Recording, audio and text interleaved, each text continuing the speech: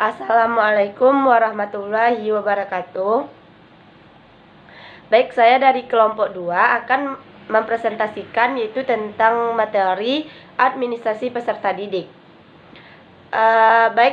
Terlebih dahulu saya perkenalkan anggota dari kelompok 2, yaitu yang pertama Faika Zakiatus Safna, yang kedua Faral Muhammad Rizky, yang ketiga Wanda Lestari, yang keempat Nabila Amelia Putri, yang kelima Intan Nur Fatiha LBS, yang keenam Melni Guspa Safitri, yang ketujuh Mila Kemalasari, yaitu saya sendiri. Di sini saya akan menjelaskan materi, yaitu tentang yang pertama pengertian administrasi peserta didik, yang B proses administrasi peserta didik, yang C instrumen administrasi peserta didik manual dan elektronik, yang D peran guru dalam administrasi peserta didik. Baik, materi yang pertama yaitu yang A, pengertian administrasi peserta didik. Administrasi peserta didik adalah proses pengurusan serta layanan dalam hal-hal yang berkaitan dengan murid di suatu sekolah, mulai dari perencanaan penerima murid baru, pembinaan selama murid berada di sekolah, sampai dengan murid menamatkan pendidikannya. Administrasi peserta didik dilaksanakan melalui upaya menciptakan suasana yang kondusif untuk terjadinya proses belajar yang efektif. Baik, materi yang selanjutnya yaitu yang B, proses administrasi peserta didik. Di dalam ini terdapat yang pertama perencanaan dan penerimaan siswa baru, yang pertama penetapan daya tampung sekolah. Dapat dilakukan dengan formulanya, yaitu DYT sama dengan BB kali MB kurang ATK.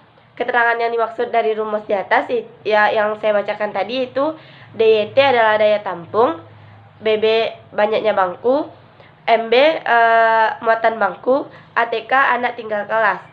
Yang B yaitu penetapan syarat calon siswa dengan syarat yang sudah ditetapkannya biasanya oleh Depdikbud dan dijadikan pedoman bagi sekolah-sekolah. Yang C penetapan panitia penerimaan siswa baru. Yang B yaitu orientasi siswa baru. Beberapa kegiatan yang dilaksanakan adalah yang pertama memperkenalkan fasilitas sekolah, yang kedua memperkenalkan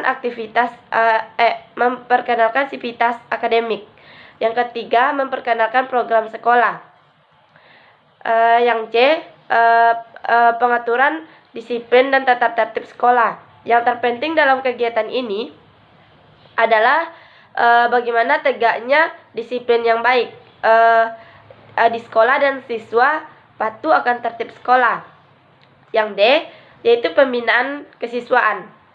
Dalam kegiatan ini dapat dilakukan melalui 4 jalur, yaitu organisasi kesiswaan, latihan kepemimpinan, kegiatan ekstrakurikuler, dan kegiatan wawasan wiyata mandala. Baik, materi yang C yaitu instrumen administrasi peserta didik.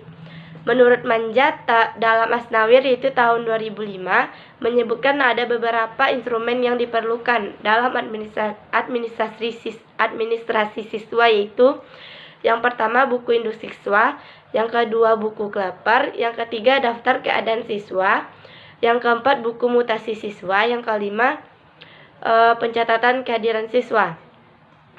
Menurut Suharsisi tahun 2008 mengatakan bahwa catatan data siswa di sekolah dibedakan menjadi 2, yaitu catatan data siswa di sekolah.